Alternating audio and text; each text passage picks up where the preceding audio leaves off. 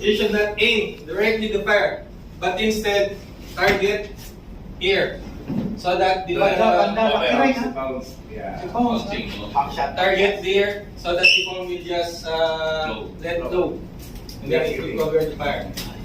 As oil, diesel, paint thinner, all any kind of flammable liquid.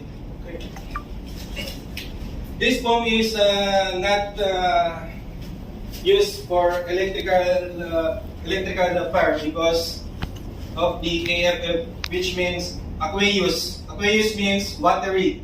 So hindi not possible for electrical because it has a risk for electrical shock because of water.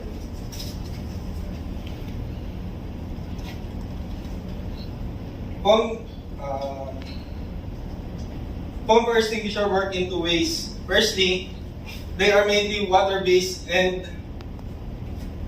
so have the same cooling effect of water extinguisher.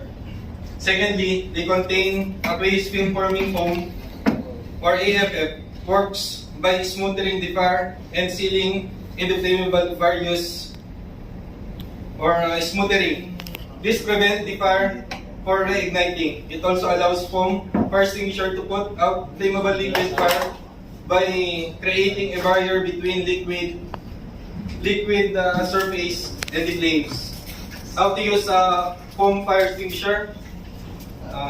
Number one is you have to have 2 meters away from the fire. Secondly, do not spray directly to the fire, because if you spray directly to the fire will just spread and it will not extinguish.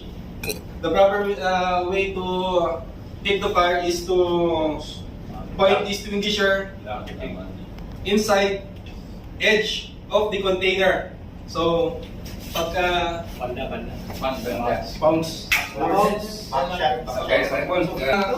container, you should not aim directly the fire, but instead target here, so that the target there, so that the foam will just let go, and then it will cover the fire. But if it is not in the container,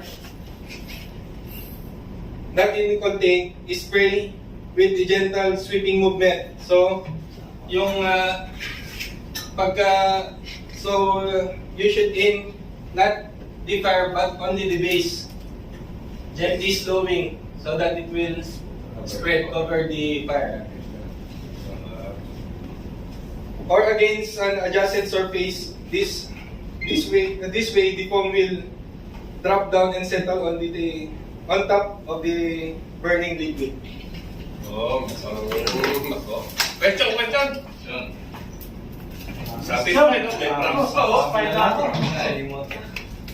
Satisfied na? Double question? Suggestion? My God, yan ang nag-research. Satisfied? Danas na naman, nag-research. Satisfied?